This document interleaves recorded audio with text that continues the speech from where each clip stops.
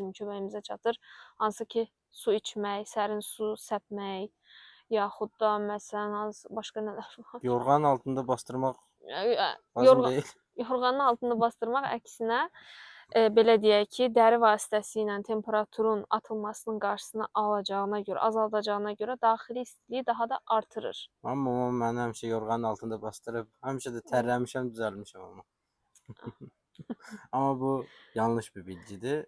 Xəstədə temperatur varsa və yaxud da uşaqda temperatur varsa, yorğanın altında bastırmaqla sadəcə durum daha da pisləşir. Bəli, çalışmaq lazımdır ki, o durumda bədənin açıqda qalan sahələri açsın, əllər, ayaqlar çöldə olsun ki, bədən o istiliyi bir şəkildə dəri vasitəsilə ata bilsin. Bir də məsələn belə durumda var, ağız vasitəsilə uzun müddət ağızla nəfəs alan adamlarda da bədən temperaturunun düşməsinə gətirib çıxara bilər bu durum. Çünki başda dediyim kimi ağciyər vasitəsilə də biz istiliyi bədəndən atırıq. 45-55 yaşlı qadınlarda temperaturun 37, subfebrilə yaxın olması, 37,5, 37,4 olması. Bu necə? Səncə normaldırmı yoxsa?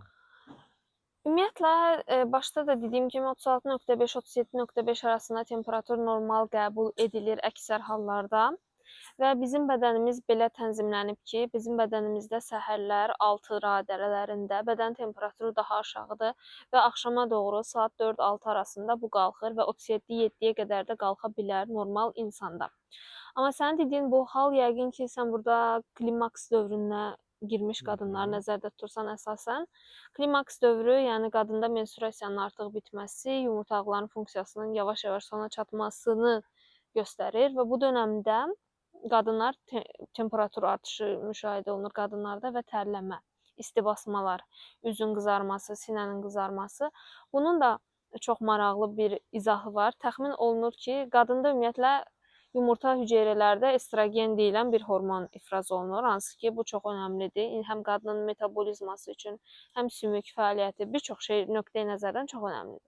Klimaks dövrünə girdikdə artıq bu hormonun miqdarı get-gedə azalır. Və bu elmi sübut olunub ki, estrogen hormonu səviyyəsi ilə beyindəki bu hipotalamusun, bayaq anlattığım hipotalamusun temperatur regulyasiya etməsi arasında bir mexanizm var. Estrogen səviyyəsi azaldıqca hipotalamusun da temperaturu regulyasiya etmək üçün həssaslığı azalır.